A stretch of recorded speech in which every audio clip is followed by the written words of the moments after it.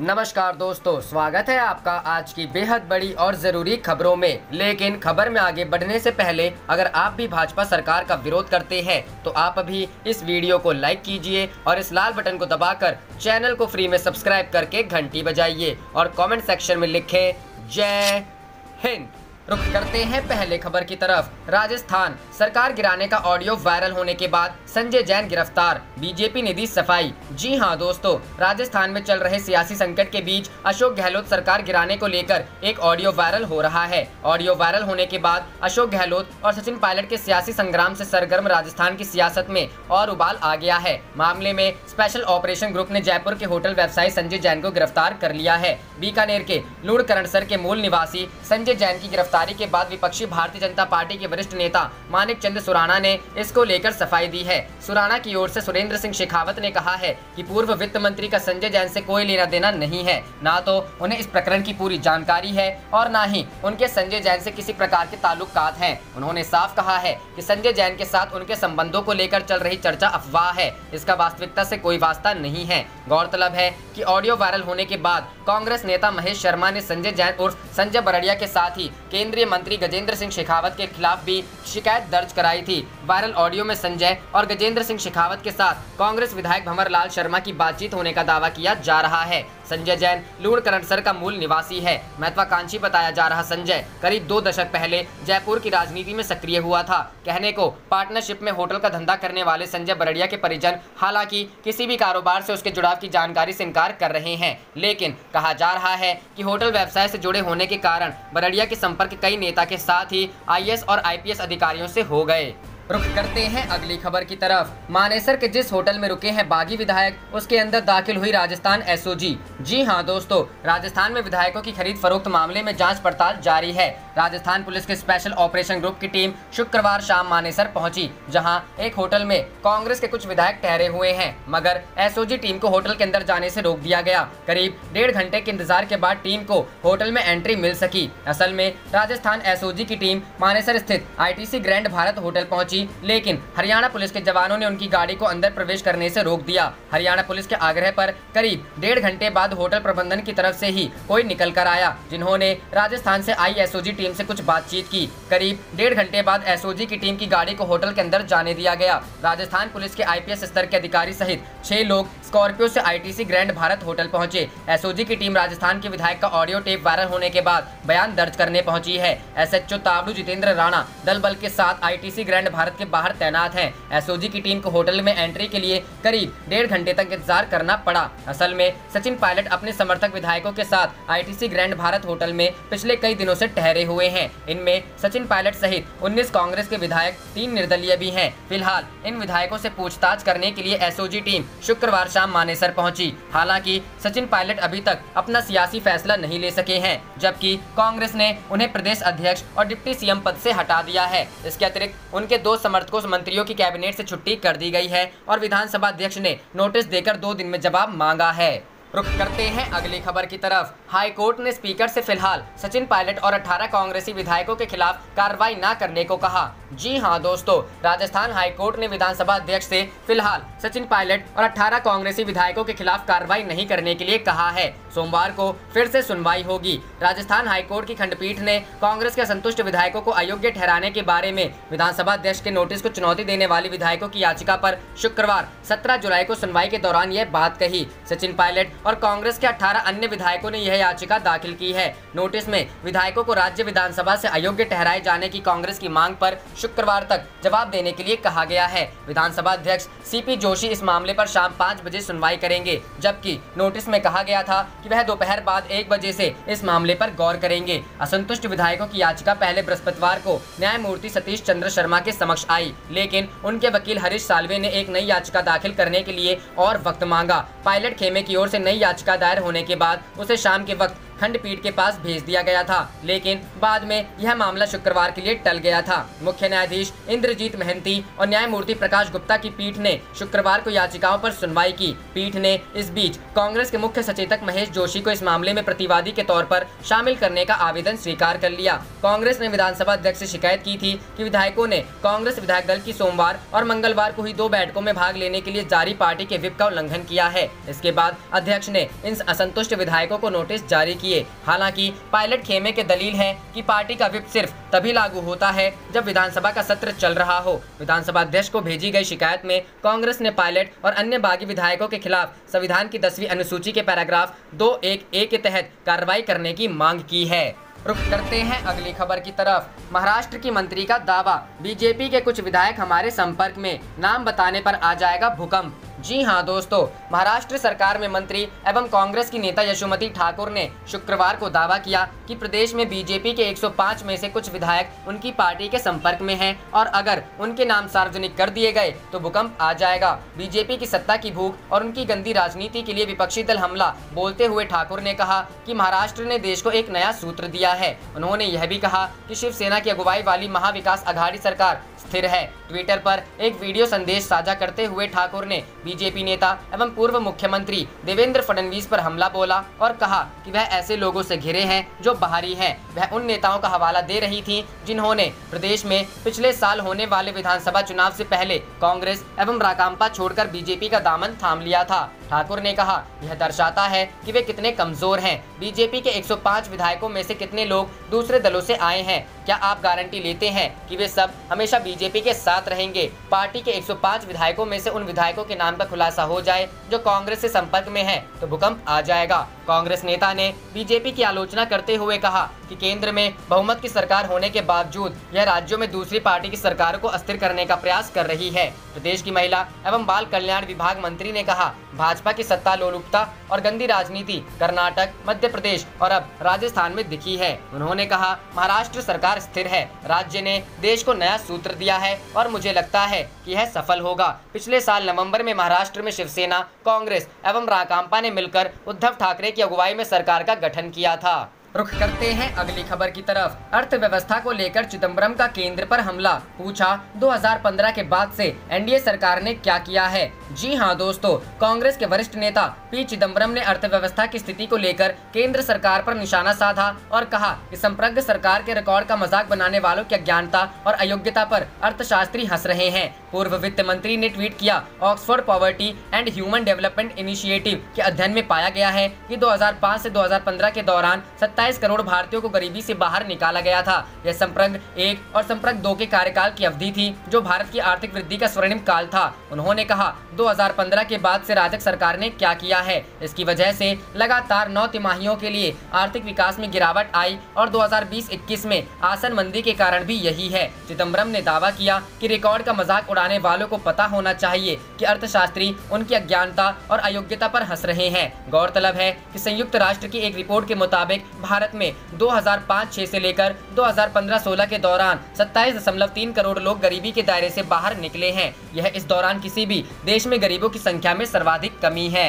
रुख करते हैं अगली खबर की तरफ। नीतीश पर हमलावर है चिराग पासवान, क्या एनडीए से नाता तोड़ेगी एलजेपी? जी हां दोस्तों, बिहार विधानसभा चुनाव का सियासी तापमान जैसे जैसे बढ़ रहा है वैसे वैसे नीतीश कुमार पर लोक जनशक्ति पार्टी प्रमुख चिराग पासवान हमलावर होते जा रहे हैं। चिराग पासवान ने इस बार गोपालगंज के सत्तरघाट पुल के ध्वस्त हो जाने को लेकर मुख्यमंत्री नीतीश कुमार के भ्रष्टाचार पर जीरो टॉलरेंस नीति पर सवाल खड़े किए हैं। ऐसे में क्या एलजेपी बिहार में एनडीए से अलग होने का मन तो नहीं बना रही है? बिहार में एनडीए के बीजेपी, जेडीयू और एलजेपी के बीच सब कुछ ठीक नहीं चल रहा है। एनडीए में नीतीश कुमार के चेहरे को लेकर बीजेपी ने भले ही हरी झंडी दे दी है, लेकिन चिराग पासवान के तेवर को देखकर नहीं लगता है कि एलजेपी सहमत है। एक तरफ एलजेपी 94 सीटों पर चुनाव लड़ने की तैयारी का ऐलान करती है तो दूसरी तरफ नीतीश कुमार पर हमलावर भी नजर आ रही है। बिहार के गोपालगंज के सत्तरघाट पुल के ध्वस्त हो जाने को लेकर चिराग पासवान ने ट्वीट कर नीतीश कुमार पर निशाना साधा है। उन्होंने कहा कि 264 करोड़ की लागत से बने पुल का एक हिस्सा ध्वस्त हो गया है। जनता के पैसे से किया कोई भी कार्य पूरी गुणवत्ता से किया जाना चाहिए था। इस तरह की घटनाएं जनता की नजर में जीरो टॉलरेंस पर सवाल उठाती है। एलजेपी मांग करती है कि उच्च स्तरीय जांच कर जल्द दोषियों पर कड़ी कार्रवाई करे। चिराग पासवान ने पहली बार नीतीश कुमार पर सवाल नहीं खड़े किए हैं। इसके पहले भी नीतीश से नाराज चिराग पासवान कई बार गठबंधन धर्म के विरुद्ध जाकर बयानबाजी कर चुके हैं। हाल ही में दिल्ली में एलजेपी के संसदीय बोर्ड की बैठक में यह कहा गया था कि एलजेपी बिहार में 94 सीट पर चुनाव लड़ने के लिए तैयार है। इसके अलावा बाकी सीटों पर भी एलजेपी की तैयारी चल रही है। इससे साफ जाहिर है कि एनडीए में सीट शेयरिंग को लेकर सहमति नहीं बन रही है। चिराग पासवान में आरजेडी नेता और नेता प्रतिपक्ष तेजस्वी यादव के सुर में सुर मिलाते हुए बिहार विधानसभा चुनाव टालने की वकालत कर चुके हैं। चिराग पासवान के इस रवैये पर इशारों में डिप्टी सीएम सुशील कुमार मोदी भी कई बार नसीहत देने की कोशिश कर चुके हैं। इसके बावजूद चिराग पासवान लगातार नीतीश कुमार पर सवाल खड़े कर रहे हैं। रुख करते हैं अगली खबर की तरफ। गोपालगंज पुल पर बवाल, तेजस्वी बोले सच बताने वाले ग्रामीणों पर केस दर्ज कर रही सरकार। जी हां दोस्तों, बिहार के गोपालगंज में सत्तरघाट के पास छोटे पुल की अप्रोच सड़क ढहने के मामले में ग्रामीणों पर एफआईआर दर्ज की गई। इस पर राष्ट्रीय जनता दल नेता तेजस्वी यादव ने एक वीडियो ट्वीट करके कहा कि अब निर्लज्ज भ्रष्ट सरकार ग्रामीणों पर ही केस दर्ज कर रही है कि वो मीडिया को सच क्यों बता रहे हैं। तेजस्वी यादव ने वीडियो ट्वीट करके कहा कि 264 करोड़ की लागत से बने पुल के ढहने से पहले ग्रामीणों ने आगाह किया था, लेकिन भ्रष्टाचारी नीतीश सरकार की कहां आंख खुलने वाली थी। पुल ढहेगा तभी न भ्रष्टाचार करेंगे। वीडियो देखिए। अब निर्लज्ज भ्रष्ट सरकार ग्रामीणों पर ही केस दर्ज कर रही है कि वो मीडिया को सच क्यों बता रहे हैं। इससे पहले तेजस्वी यादव ने कहा था 8 वर्ष में 263.47 करोड़ की लागत से निर्मित गोपालगंज के सत्तरघाट पुल का 16 जून को नीतीश जी ने उद्घाटन किया था। आज 29 दिन बाद यहाँ पुल ध्वस्त हो गया। खबरदार, अगर किसी ने इसे नीतीश जी का भ्रष्टाचार कहा तो 263 करोड़ तो सुशासनी मुंह दिखाई है। इतने की तो इनके चूहे शराब पी जाते हैं। छोटे पुल का अप्रोच सड़क ढहने के मामले में 3 अलग अलग एफआईआर लिखी गई है। बैकुंठपुर थाने से सीईओ, ठेकेदार और पुल निगम के इंजीनियर ने एफआईआर दर्ज कराई है। सीईओ ने जिला परिषद सदस्य रवि रंजन उर्फ विजय बहादुर के साथ समर्थकों पर लॉकडाउन तोड़ने की एफआईआर दर्ज कराई है। रुख करते हैं अगली खबर की तरफ। राजा भैया के खिलाफ दर्ज मुकदमों की वापसी की वजह बताए यूपी सरकार, हाईकोर्ट। जी हां दोस्तों, इलाहाबाद हाईकोर्ट की लखनऊ बेंच ने राज्य सरकार से रघुराज प्रताप सिंह उर्फ राजा भैया के खिलाफ दर्ज मुकदमों को वापस लिए जाने की वजह पूछी है। इसके साथ ही हाईकोर्ट ने कहा है कि अगर मुकदमे वापसी के संतोषजनक कारण सामने नहीं आए तो कोर्ट मामले में स्वतः संज्ञान लेकर इसका परीक्षण करेगी। हाईकोर्ट लखनऊ बेंच ने एक याचिका पर सरकार से ये जवाब मांगा है। दरअसल राजा भैया के खिलाफ चुनाव लड़ चुके शिव प्रकाश मिश्रा सेनानी ने याचिका दाखिल की है। याचिका में शिव प्रकाश ने राजा भैया से जान को खतरे के चलते सुरक्षा मिलने का जिक्र है। याचिका कहना है कि उसको मिली सुरक्षा की अवधि खत्म होने वाली है। याचिका ये सुरक्षा जारी रखने को लेकर हुई है। याचिका में राजा भैया के मुकदमों की वापसी पर भी सवाल उठा, जिस पर कोर्ट ने यूपी सरकार से जवाब तलब कर लिया है। हाईकोर्ट लखनऊ बेंच के जस्टिस मुनेश्वर नाथ भंडारी और जस्टिस मनीष कुमार की बेंच ने यह आदेश दिया है। याचिका के मुताबिक सेनानी ने राजा भैया के खिलाफ विधानसभा चुनाव लड़ा था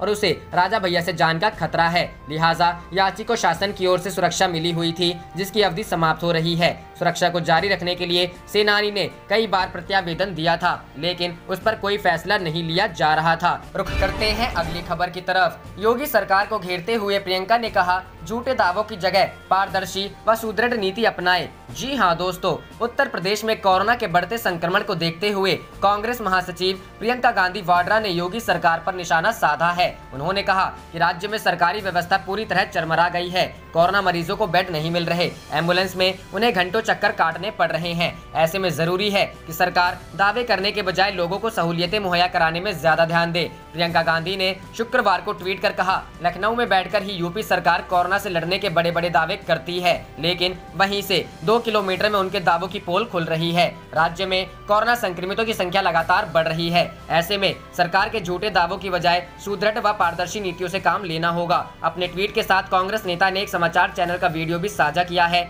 जिसमें अस्पतालों में बेड की कमी की बात बताई गई। प्रियंका ने कहा कि एक तरफ कोरोना लगातार पांव पसार रहा है और दूसरी तरफ पूरे उत्तर प्रदेश से खबरें आ रही हैं कि राज्य में बदइंतजामी चरम पर है। आखिर इस लचर व्यवस्था के साथ विकराल रूप लेती महामारी का सामना कैसे होगा।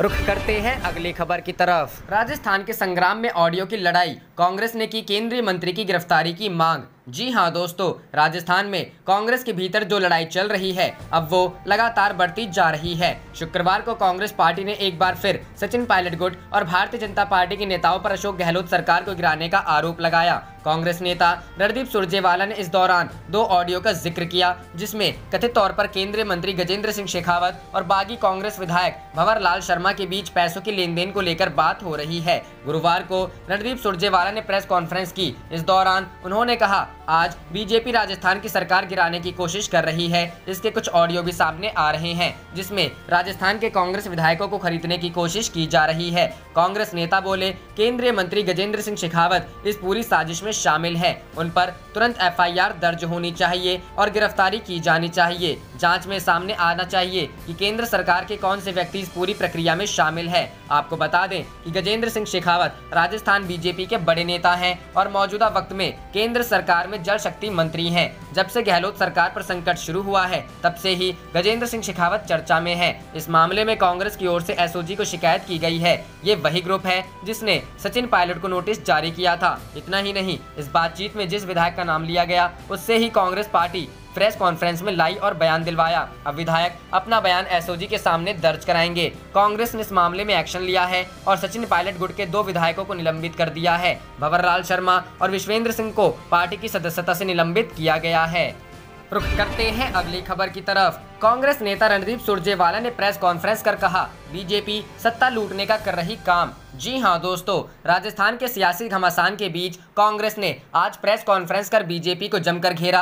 राजस्थान के पहले मध्य प्रदेश और कर्नाटक के सत्ता परिवर्तन का जिक्र करते हुए कांग्रेस प्रवक्ता रणदीप सुरजेवाला ने भारतीय जनता पार्टी को हर मोर्चे पर घेरने की कोशिश की। उन्होंने कहा कि कोरोना महामारी बीचों बीच मध्य प्रदेश में भाजपा ने सरेआम प्रजातंत्र का चीरहरण कर डाला। जब पूरा देश कोरोना महामारी से जूझ रहा है, तो मोदी सरकार और भाजपा आईटीसी मानेसर से कर्नाटक तक कांग्रेस विधायकों को उठाकर सरकार गिराने की साजिश कर रही है। मणिपुर, उत्तराखंड, अरुणाचल प्रदेश, गोवा, कर्नाटक, महाराष्ट्र, मध्य प्रदेश के बाद सत्ता लूटने का खुला खेल अब राजस्थान में खेला जा रहा है। कोरोना केस 10 लाख पार कर चुके हैं। चीन ने भारत की सीमा पर जबरन कब्जा कर रखा है। प्रदेश सेवा की बजाय मोदी सरकार सत्ता की हवस मिटा रही है।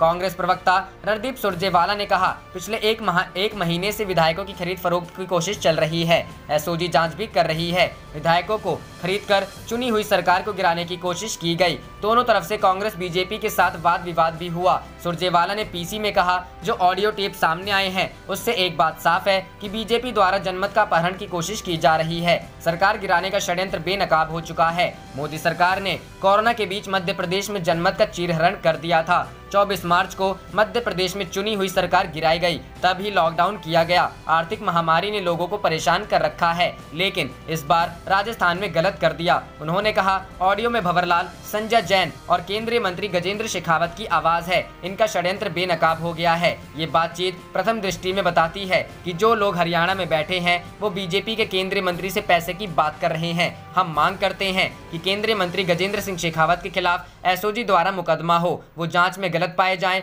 तो उनकी गिरफ्तारी हो। लेकिन पायलट वाले मामले में सुरजेवाला ने कहा, सचिन पायलट भी सामने आकर अपना स्टैंड साफ करें। रुख करते हैं अगली खबर की तरफ। राहुल का वार, विदेश नीति और आर्थिक मामले में कमजोर हुआ देश, इसलिए चीन आक्रामक। जी हां दोस्तों, कांग्रेस नेता राहुल गांधी ने शुक्रवार को भारत और चीन विवाद को लेकर एक वीडियो ट्वीट किया। इस वीडियो में राहुल गांधी बेबाकी से अपनी राय रख रहे हैं। कांग्रेस नेता राहुल गांधी ने कहा कि सवाल उठता है कि आखिरकार चीनियों ने यही वक्त क्यों चुना। राहुल गांधी ने अपने इस वीडियो में अर्थव्यवस्था, पड़ोसियों के साथ संबंध और विदेश नीति पर खुलकर अपनी बात रखी। राहुल गांधी ने कहा कि अभी भारत की इसमें क्या स्थिति है जो चीन को ये कदम उठाने की इजाजत मिल गई। ऐसा क्या हो गया कि चीन को विश्वास हो गया कि वो ऐसा कदम उठा सकता है। अपने वीडियो संदेश में कांग्रेस नेता राहुल गांधी ने कहा कि इस मामले को समझने के लिए कई चीजों को समझना होगा। देश की रक्षा मुख्य रूप से विदेश नीति, अर्थव्यवस्था और लोगों के विश्वास पर टिकी है, लेकिन पिछले 6 साल में इन हर मामलों में देश फेल हुआ है। विदेश नीति पर बात करते हुए राहुल ने कहा कि पहले हमारा अमेरिका, रूस, यूरोप समेत लगभग हर देश से अच्छे रिश्ते रहते थे, लेकिन आज हमारा रिश्ता सिर्फ व्यापार का रह गया है। रूस के साथ संबंध खराब हुए हैं। पहले नेपाल, भूटान, श्रीलंका हमारे दोस्त थे। पाकिस्तान से अलग सभी पड़ोसी हमारे साथ काम कर रहे थे, लेकिन आज हर कोई हमारे खिलाफ बात कर रहा है। कांग्रेस नेता ने कहा कि कि अर्थव्यवस्था कभी हमारी ताकत होती थी, लेकिन आज बेरोजगारी अपने चरम पर है। छोटे कारोबारी मुश्किल में हैं, लेकिन सरकार हमारी बात नहीं सुन रही है। कांग्रेस नेता ने कहा, अगर आप एक देश के तौर पर सोचते हो तो हर चीज मायने रखती है। अगर अर्थव्यवस्था में पैसा नहीं डाला गया तो सब कुछ बर्बाद हो जाएगा, और अब वही हो रहा है। आपको बता दें कि कांग्रेस नेता की ओर से अब हर कुछ दिन में इस तरह का वीडियो डाला जाएगा जिसमें वो अलग अलग मुद्दों पर अपनी राय रखेंगे। रुख करते हैं अगली खबर की तरफ। महाराष्ट्र, कांग्रेस मंत्री का दावा, संपर्क में है कई बीजेपी एमएलए, कभी बदल सकते हैं पाला। जी हां दोस्तों, राजस्थान में सियासी संकट के बीच महाराष्ट्र कांग्रेस का दावा है कि भारतीय जनता पार्टी के विधायक उनके संपर्क में हैं और वह किसी भी समय हमारे साथ आ सकते हैं। यह दावा कांग्रेस नेता और राज्य मंत्री यशोमती ठाकुर ने किया है। यशोमती ठाकुर ने कहा कि उद्धव सरकार अपना कार्यकाल पूरा करेगी। राजस्थान में सियासी तूफान के बाद माना जा रहा है कि महाराष्ट्र में भी बवंडर उठ सकता है। इस पर कांग्रेस नेता और राज्य मंत्री यशोमती ठाकुर ने कहा कि महाराष्ट्र ने देश को नया फॉर्मूला दिया है और सरकार कार्यकाल पूरा करेगी। बीजेपी को अपने 105 विधायकों पर नजर रखनी चाहिए, क्योंकि इसमें ऐसे विधायक शामिल हैं जिन्होंने पक्ष बदल लिया है। कांग्रेस नेता और राज्य मंत्री यशोमती ठाकुर का दावा है कि कई बीजेपी विधायक नाखुश हैं और वह पाला बदलना चाहते हैं। उन्होंने कहा कि ऐसे विधायक हमारे साथ संपर्क में हैं और किसी भी समय हमारे साथ आ सकते हैं। महाराष्ट्र में अभी शिवसेना, राष्ट्रवादी कांग्रेस पार्टी और कांग्रेस गठबंधन की सरकार है। आप देख रहे थे आपका अपना चैनल जय हिंद जय भारत।